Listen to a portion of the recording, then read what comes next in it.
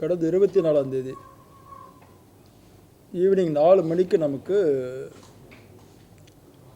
ஒரு 100 கால் வருது. அண்ணா யூனிவர்சிட்டி மாணவி கால் பண்ணுறாங்க. அந்த 100 காலை பேஸ் பண்ணி நம்ம போலீஸ் டீம் அண்ணா யூனிவர்சிட்டிக்கு போகும்பொழுது அங்கே அண்ணா யூனிவர்சிட்டியில் போஸ்ட் டீம்னு இருக்கு கமிட்டி, அதாவது ப்ரிவென்ஷன் ஆஃப் செக்ஷுவல் ஹராஸ்மெண்ட்டுக்கு ஒரு கமிட்டி இருக்கும். அதில் இருக்கக்கூடிய ப்ரொஃபஸரும் அந்த பாதிக்கப்பட்ட மாணவியும் இந்த கம்ப்ளைண்ட் கொடுக்குறாங்க. அவங்க கொடுத்த கம்ப்ளைண்ட்டை பேஸ் பண்ணி எஃப்ஐஆர் போடுறோம். எஃப்ஐஆர்ன்றது ஃபஸ்ட்டு இன்ஃபர்மேஷன் ரிப்போர்ட்டு. பாதிக்கப்பட்டவங்க என்ன கொடுக்குறாங்களோ அதை அப்படியே எழுதணும். அதில் போலீஸ் எந்த திருத்தமோ அடுத்தல பண்ணக்கூடாது. அதுதான் சிலர் தெரியாமல் சொல்கிறாங்க, எஃப்ஐஆர் எப்படி போட்டிருக்கலாம், எஃப்ஐஆர் அப்படி போட்டிருக்கலாம். அப்படி கிடையாது. பாதிக்கப்பட்டவங்க எப்படி கொடுக்குறாங்களோ என்ன சொல்கிறாங்களோ அதை அப்படியே போடணும். அதுதான் எஃப்ஐஆர். அது எஃப்ஐஆர் போட்டோம். எஃப்ஐஆர் போட்டு விசாரிக்க ஆரம்பித்தோம். ஏசி கோட்டூர்புரம் தலைமையில் 4 டீம் போட்டு ஒவ்வொருத்தருக்கும் ஒரு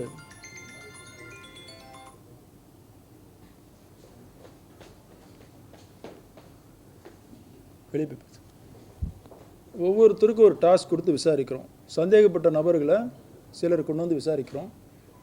விசாரிச்சுட்டு அறிவியல் பூர்வமாக ஆதாரங்களை சேகரித்து டவர் லொக்கேஷன் சிடிஆர்லாம் போட்டு அடுத்த நாள் காலையில் 25 காலையிலேயே நம்ம அக்யூஸ்டை பிடிச்சிடறோம். பிடிச்சதுக்கப்புறமும் அந்த குற்றத்தை அவன் தான் செஞ்சான் அப்படிங்கிறத உறுதிப்படுத்துறதுக்காக மேலும் விசாரணைகள் பல செஞ்சு அப்புறம் குற்றத்தை அவன் தான் குற்றவாளி என்பதை உறுதிப்படுத்தின உடனே அரெஸ்ட் பண்ணி ரிமாண்ட் பண்ணுறோம். இதுதான் இந்த கேஸை பொறுத்த வரைக்கும் நடந்தது. இதில் உங்களுக்கு ஏதாவது டவுட் இருந்தால் கேளுங்க. ஒரே நிமிஷம் கத்தக்கூடாது, ஒவ்வொருத்தராக கேளுங்க. எல்லாருக்கும் சொல்கிறேன், 1 by 1. சரி சரி சரி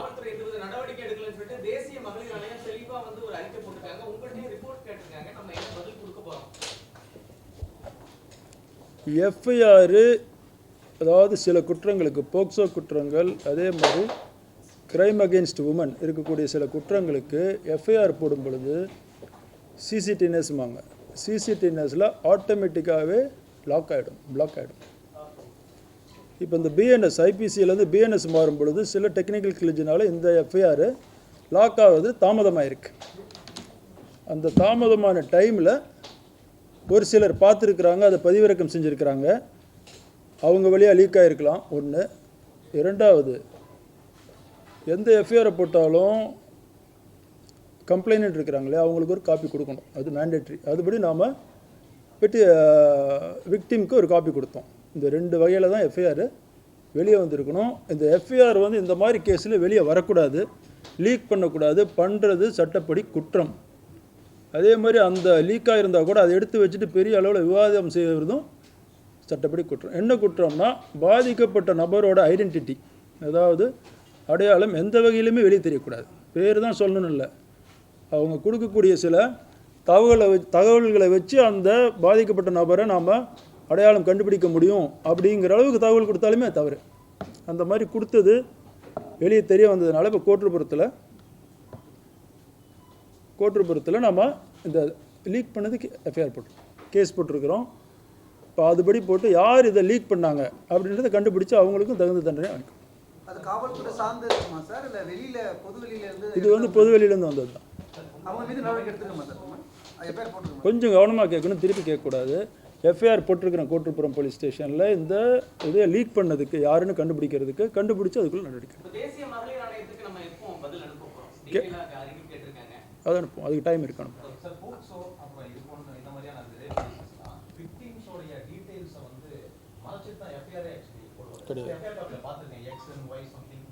எஃப்ஐஆர்லாம் அப்படி மறைக்கக்கூடாது சட்டப்படி.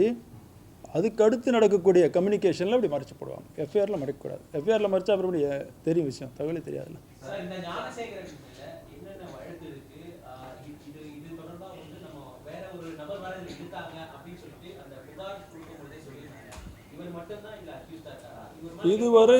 இதுவரைக்கும் நடந்த புலன் விசாரணையில் இவர் ஒருவர் தான் குற்றவாளி.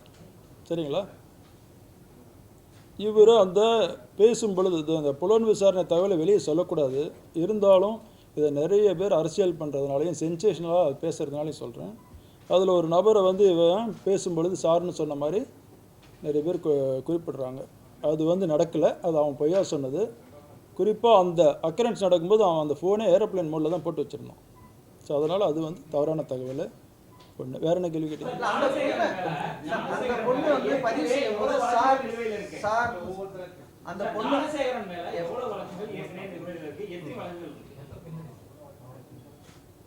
இது வரைக்கும் ஞானசேகரன் மேலே சென்னை மாநகரத்தில் பொறுத்த வரைக்கும் 2013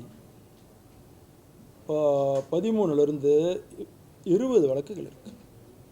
எல்லா வழக்குகளுமே இந்த ப்ராப்பர்ட்டி கிரைம்பாங்க இல்லையா, திருட்டு அந்த மாதிரி வழக்கு, ஹவுஸ் பிரேக்கிங்பாங்க, கண்ணக்களவு அந்த மாதிரி வழக்கு. இவன் மேலே ரவுடித்தனம் பண்ணதாகவோ வேறு ஏதாவது பெண்களை அப்யூஸ் பண்ணதாகவோ வழக்கு இல்லை நம்மகிட்ட இருக்கிற 20 வழக்குலையும். அது மாதிரி வேறு எந்த கம்ப்ளைண்டும் அவன் மேலே வரல. இருக்கிறது எல்லாமே இந்த கிரைம் ஒஃபென்சஸ். அதில் இவனுக்கு 6 வழக்கில் கன்விக்ஷன் ஆகிருக்குது. மற்ற வழக்கெல்லாம் விசாரணை நடந்துகிட்ருக்குது. சார் சார்னு சொல்கிறாங்க, அந்த வார்த்தை சொல்கிறாங்க. நம்ம அந்த எஃப்ஐஆர்லேயே பதிவு சொல்லியிருக்காங்களா, அப்படியே பதிவு பண்ணணும்னு சொல்லியிருக்கோம். அந்த வார்த்தை அந்த பெண் சொன்ன அப்புறம் தானே பதிவு பண்ணணும், நீங்கள் மாற்றி சொல்லியிருக்கீங்க. இல்லை, அது வெளியே வந்துருக்கூடாதுல்ல, அதை சொல்கிறேன். வெளியே வந்ததுனால அதுக்கு விளக்கம் சொல்கிறேன். இல்லைன்னு தான் சொன்னேன். அது இல்லை, அதான் ஏரோப்ளேன் மோடில் போட்டு அது சும்மா பயமுறுத்துறதுக்காக அப்படி சொல்கிறேன். தற்போது பாதிக்கப்பட்ட இந்த பெண் புகாருக்கு அப்புறம் தான் ஆல்ரெடி ஒரு பொண்ணு வந்து பாதிக்கப்பட்டதுன்னு இப்ப சொல்லிருக்காங்க. இது வரைக்கும் வேற பெண்கள் இவனால பாதிக்கப்பட்டாங்கன்னு காவல்துறைக்கு புகார்கள் எதுவும் வரலைங்க, வரவில்லை. வெயிட் பண்ணுங்க சார், வரல. ஆனால் இப்போ விசாரணை அவனை அனுப்பிச்சிருக்கல, கஸ்டடி எடுத்து விசாரிப்போம். அவனோட ஃபோன்லாம் விசாரித்து பார்க்கும்போது வேறு யாராவது அது பாதிக்கப்பட்டிருந்தால் பாதிக்கப்பட்டவங்களை கன்வின்ஸ் பண்ணி கம்ப்ளைண்ட் வாங்கணும். இது வரைக்கும் காவல்துறைக்கு புகார்கள் வரல. பாதிக்கப்பட்டிருக்கிறதுக்கு வாய்ப்பு இருக்குதுன்னு அவனோட ஃபர்தர் இன்வெஸ்டிகேஷன் தான் தெரியும்.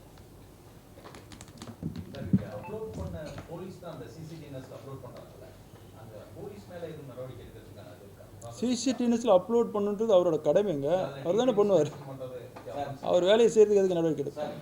பொதுவாக ஒரு அடிக்கடி வழக்கம் வந்தால் கூட ஒரு எஃப்ஐஆரை சிடிஎன்எஸ்ல அப்லோட் பண்ணுறதுக்கு 2 நாள் 3 நாள் எடுத்துப்பாங்க. நாங்களே நிறைய வழக்கில் தேடி இருக்கோம்.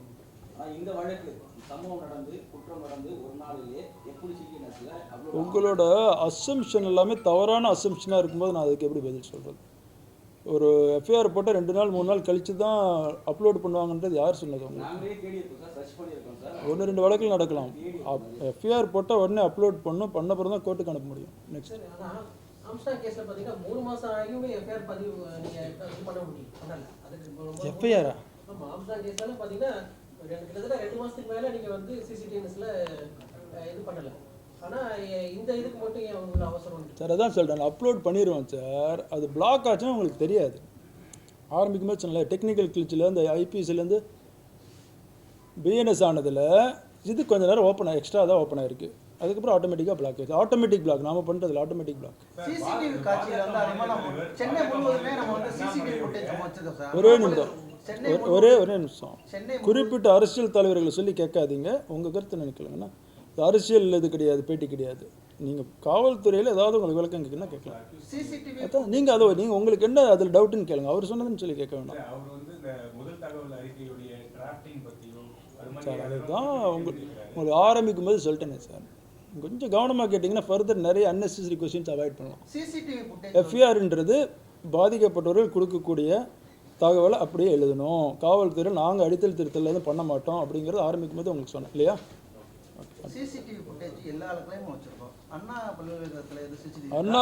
அண்ணா பல்கலைக்கழகத்தில் 70 சிசிடிவி இருக்குது சார். 70 சிசிடிவியில் 56 சிசிடிவி வேலை செய்யுது. சரியா? வேற அதுலேயும் தகவல் கிடைச்சிருக்கு. அதெல்லாம் தகவல் வச்சு தானே பிடிக்கிறோம். அடுத்து இப்போ அந்த பொண்ணுடைய அடையாளத்தை வெளியிடப்பட்டது 56 ஒர்க் பண்ணி அந்த பொண்ணுடைய அடையாளத்தை ஒரு வகையில் எஃப்ஐஆர் வெளியானது பிறகு வெளியே வந்திருக்கிறது.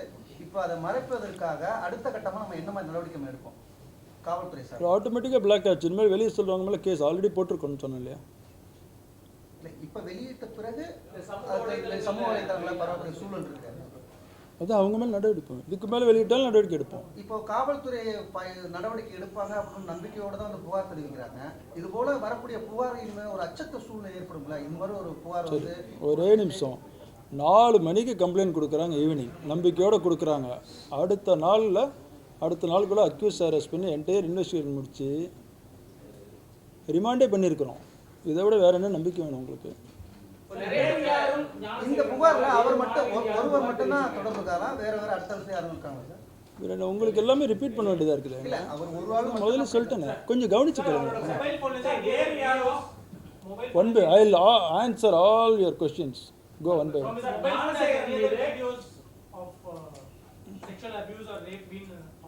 ஞானசேகரன் மீது வேற யாரும் மாணவிகள் வந்து புகார் கொடுத்திருக்காங்களா? என்ன சார் எல்லாமே ரிப்பீட் பண்ண வேண்டியதாக இருக்குது. அதான் சொல்லிட்டேனே சார், இது வரைக்கும் புகார் காவல்துறைக்கு வரல. இதுக்கு மேலே ஏதாவது வந்தாலும் நடவடிக்கை எடுப்போம். இல்லை புலன் விசாரணையில் எங்கள் தகவலுக்கு எங்கள் நாலேஜுக்கு வந்தாலும் அந்த சம்மந்தப்பட்டவர்கள் அணுகி அவங்களுக்கு கான்ஃபிடன்ஸ் கொடுத்து புகார் வாங்கி நடவடிக்கை எடுப்போம். இது வரைக்கும் வரல. நம்ம மாண்புமிகு தமிழக முதல்வரை பொறுத்த வரைக்கும் நான் பதவி ஏற்கும்போதும் சரி, அவ்வப்பொழுது நடத்தக்கூடிய அத்தனை மீட்டிங்களையும் என்ன சொல்லுவாங்கன்னா, காவல்துறை நடுநிலையோடு வேலை செய்யணும், எந்த பாகுபாடும் பார்க்கக்கூடாது, யார் எந்த கட்சின்றதெல்லாம் பார்க்கவே கூடாது. அதுபடி தான் நாங்கள் வேலை செஞ்சிட்ருக்குறோம். எங்களை பொறுத்த வரைக்கும் எங்களுக்கு குற்றம் செஞ்ச எந்த கட்சிக்காரன் அந்த கட்சிக்காரன்றதெல்லாம் கிடையாது. அதை வச்சு மற்றவங்க அரசியல் பண்ணலாம், எங்களுக்கு அந்த தேவையும் கிடையாது. சார், இன்னைக்கு அதிமுக குறிப்பா சில கட்சிகள் சார்பாக போராட்டம் பண்ண வராங்க. அவங்க முன்கூட்டியே கைது பண்ண என்ன காரணம்? ஏன் அதுக்கு அனுமதி தரலன்னு பல பேர் கேள்வி கேட்குறாங்க. அது காவல்துறையில் எடுக்கக்கூடிய முடிவுங்க. பொதுமக்கள் இருக்கிறாங்கல்ல, பொதுமக்கள் எல்லாத்தையும் மறிச்சுட்டு நம்ம முடியுமா? பொதுமக்கள் நல்லதான் முக்கியம் நம்மளுக்கு. பொதுமக்களுக்கு இடைஞ்சல் வர மாதிரி போய் ரோட்டில் மறியல் பண்ணுறவங்களாம் நம்ம அனுமதிக்க முடியாது. ஒரு அனுமதிக்கப்பட்ட இடங்கள்னு இருக்குது. அண்ணா பல்கலைக்கழக வளாகத்தை பொறுத்த வரைக்கும் ஆல்ரெடி சொன்ன மாதிரி தான் 70 கேமரா இருக்குது. அங்கே டெக்ஸ்கோன்னு சொல்லக்கூடிய எக்ஸ் சர்வீஸ்மேனை வச்சு அவங்க செக்யூரிட்டி ஆல்ரெடி அண்ணா பல்கலைக்கழகத்தில் 140 பேர் இருக்கிறாங்க. 140 பேர் செக்யூரிட்டி இருக்கிறாங்க. அதை 3 ஷிஃப்டாக போடுறாங்க. 49 பேர் ஒரு ஷிஃப்ட்டு, 49 பேர் ஒரு ஷிஃப்ட்டு, அடுத்து 42 பேர். இதுதான் அவங்க ஷிஃப்ட் அரேஞ்ச்மெண்ட்டு. கேட்லாம் போட்டு மேனேஜ் பண்ணுறாங்க. அது இன்னும் எப்படி இம்ப்ரூவ் பண்ணுறதுன்னு ஸ்டடி பண்ணிகிட்ருக்குறோம். அண்ணா பல்கலைக்கழகத்தை பொறுத்த வரைக்கும் ஒரு மெயின் கேட்ஸ் 6 கேட் இருக்குது. அது இல்லாமல் ஒரு 5-11 கேட் இருக்குது. இதை தவிர எப்படி உள்ளார போகிறதுக்கு வாய்ப்பு இருக்குது. காம்பவுண்ட் வால்ஸ்லாம் எங்கே சின்னதாக இருக்குது, உடஞ்சிருக்குது, ஆராய்ச்சி இது பண்ணிகிட்ருக்குறோம், ஆய்வு பண்ணிகிட்ருக்கோம். பண்ணிவிட்டு இன்னும் கண்டிப்பாக பலப்படுத்தும். அண்ணா பல்கலைக்கழகத்திலே இந்த மாதிரி ஒரு சூழல் இருக்குது அப்படின்னா மற்ற பல்கலைக்கழகத்தில் என்ன மாதிரி நம்ம பலப்படுத்த போகிறோம்? அந்த மாதிரி அந்த தகவல் கிடையாது. போதும் சார், அது தெரியும். எல்லாத்தையுமே புலன் விசாரணை உங்களுக்கு சொல்ல முடியுமா? உங்களுக்கு ஒரு சென்சேஷனல் மேட்ரு, உங்களுக்கு கிளாரிஃபிகேஷன் வேணுங்கிறது.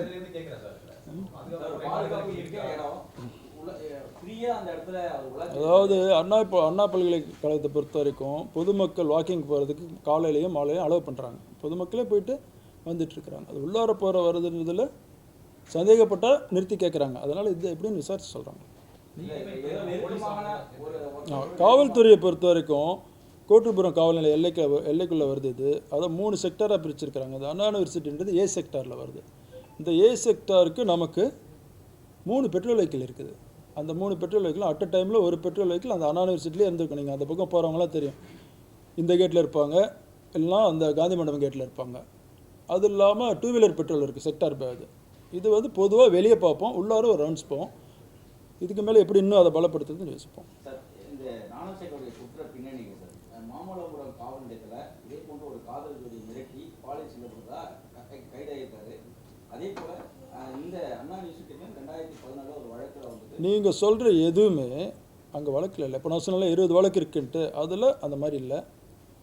மாமல்லபுரம் கேஸில் ஏற்கனவே கைதாகிருக்காரு. மாமல்லபுரம்னா வெரிஃபை பண்ண சென்னை சிட்டியில் கிடையாது.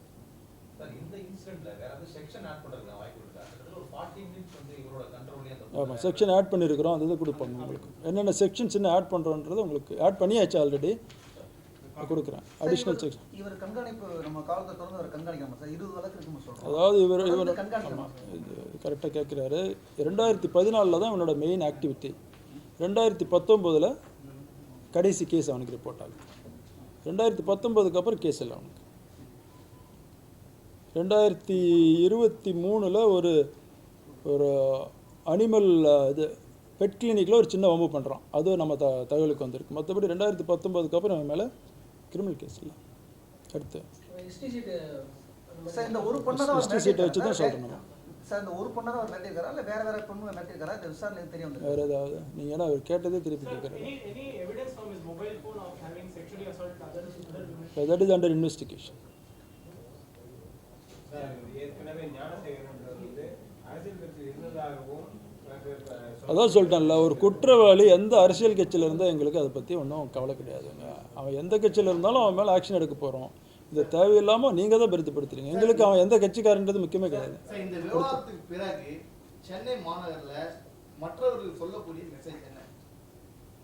இதில் ஒன்று, காவல்துறையை நம்பி கரெக்டான டைமில் ஒரு நாள் டிலே ஆனால் கூட அந்த மாணவி நமக்கு கம்ப்ளைண்ட் கொடுத்தாங்க.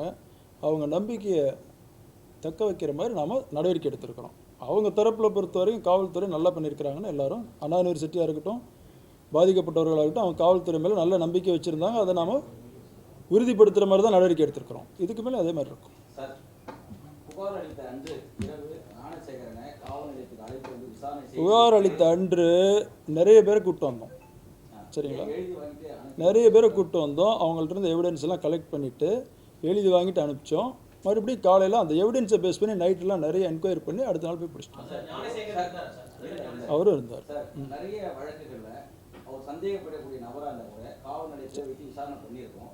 ஒரு சென்சிட்டிவான மேட்ரு, இதில் ஏன் ஞானசேகரன் பொதுவாக நீங்கள் சொல்லக்கூடாது சார். போலீஸ் இன்வெஸ்டிகேஷன் இப்படி தான் பண்ணணும், இப்படி தான் பண்ணுறாங்கன்னு இல்லை. நிறைய வழக்குகள் ஓகே, அடுத்து நெக்ஸ்ட். தெரிந்த ஒரு சீட்டிங் கம்ப்ளைண்ட் இருந்தால் கூட அதான் சார், அது அந்த ஐஓ முடிவு பண்ணுவார் சார். அவருக்குன்னு ஒரு இது இருக்குல்ல, டிஸ்கிரிப்ஷனு. அடுத்து நம்ம ஒரு வழக்கை பதிவு செய்யும்போது அனைத்து புகார் தரப்பு இருக்கக்கூடிய அத்தனையுமே நம்ம பதிவு செய்யணும்னு சொல்லியிருக்கோம். ஆனால் அந்த பாலியல் தொடர்பான வழக்கில் இருக்கும்போது அத்தனையுமே பதிவு செய்யணும் அவசியம் இருக்காது. ஆமாம், கண்டிப்பாக புகார் எனி காக்னிசபிள் அஃபென்ஸ் காவல்துறைக்கு வந்து கொடுக்கும் பொழுது பதிவு பண்ணணுன்றது மேண்டேட்ரி பண்ணி தான் ஆகணும். பாதிக்கப்பட்ட மாணவி பாதுகாப்பா இருக்காங்களா? எப்படி இருக்காங்க? நல்ல பாதுகாப்பாக இருக்கிறாங்க. அவங்களுக்கு ஒரு இதுவும் இல்லை. அவங்க நம்ம எடுத்த நடவடிக்கையை பொறுத்த வரைக்கும் அவங்களுக்கு திருப்தியாக இருக்கிறாங்க. மற்ற மாணவிகளுக்கு ஆமாம் ஆமாம், இது நல்ல கேள்வி. ஏன்னா இந்த மாணவி எப்படி தைரியமாக வந்து சொன்னாங்களோ அந்த மாதிரி எந்த ஒரு குற்றம் நடந்தாலும் இவங்க அதை சொல்லிடுவாங்க அப்படின்ட்டு எதையும் யோசிக்காமல் கண்டிப்பாக அவங்க வந்து காவல்துறை அணுகி புகார் கொடுக்கணும். கொடுத்தா நம்ம சட்டப்படி நடவடிக்கை எடுப்போம். சார், இந்த சிசிடிஎன்எஸ் பற்றி சொல்லியிருந்தீங்க. இந்த பிஎன்எஸ் ஆக்ட் வந்ததுக்கு அப்புறம் அதில் ஒரு லேக் இருக்குன்னு சொல்லி அந்த லேகை பயன்படுத்தி தான் யாரும் லீக் பண்ணிட்டாங்க. பட் அதுக்காக இந்த மீடியா மேலே வழக்கு பதிவு செஞ்சுக்கிறது இல்லை, டெக்னிக்கல் கிளிச்சில் ஓப்பனாக இருந்தது. அதை எடுத்து அதை பண்ணக்கூடாதுன்றது தெரியணும் இல்லையா? விக்டிம் ஐடென்டிட்டி எதுவும் வந்திருக்கா சார்? வந்திருந்தால் வந்து அவங்க மேலே நடவடிக்கை எடுப்போம். இல்லை சார், அந்த பேஜ் ஏதோ ஒரு பேஜ் பேக்சன் பேஜ் ஏதோ பயன்படுத்திருக்காங்க. விக்டிமோட சரி, இது பொதுவாக எல்லாத்துக்குள்ளதை கேளுங்களேன். உங்களுக்குள்ளதை நான் தனியாக சொல்கிறேன். எனக்கு இல்லை சார், நான் பொதுவாக தான் கேட்குறேன். மீடியான்றதுனால நான் கேட்குறேன். ஊடகங்கள் மீடியாவுக்கு தெரியணும். மீடியா ரொம்ப பொறுப்பான இது இல்லையா? அவங்க வந்து இந்த தகவலை தான் வெளியே விடணும், இந்த தகவலை வெளியே விடக்கூடாதுன்ற விஷயம் உங்களுக்கு தெரியும். அதையும் மீறி அதை அப்படி விட்டுருந்தா யாராக இருந்தாலும் அவங்க மேலே நடவடிக்கை. இதில் மீடியா பொதுமக்களும் வந்து பார்க்குற அளவுக்கு சிசிடிஎன்எஸ் அதில் ஒரு தொய்வு இருக்குல்ல, ஏதோ ஒரு லேக் இருக்குல்ல, அது எடுக்கிற அளவுக்கு அதை நம்ம சரி பண்ணணும். அதுக்கு முன்னாடி பொதுமக்கள் பார்க்குற அளவுக்கு இருக்கும்போது அவங்க யாருக்கும் அவேர்னஸ் இருக்காதுல்ல சார்? அதான் சிசிடிவி எல்லாருக்கும் இருக்காது, மீடியாக்காரங்களுக்கு இருக்கணும். மீடியாக்கு இருக்கும் சார். இல்லை, பப்ளிக் நிறைய பேர் எடுத்துட்டு அவங்க மூலியமாக வந்துருக்கலாம். பார்ப்போம், பார்த்துட்டு அதை கண்டுபிடிச்சிடும். எங்களுக்கு கொஞ்சம் வேலை கொடுங்க, நாங்களும் இன்வெஸ்டிகேட் பண்ணி கண்டுபிடிக்கிறோம். எல்லாம் நீங்களே பண்ணிட்டு அப்படி. வேறு யாராக கேங்க? எனி கொஷின் சொல்கிறேன், அது விசாரணை முடிவில் சொல்கிறேன். வேறு ஐடியா அது ரைட்டுங்க. தேங்க்யூ.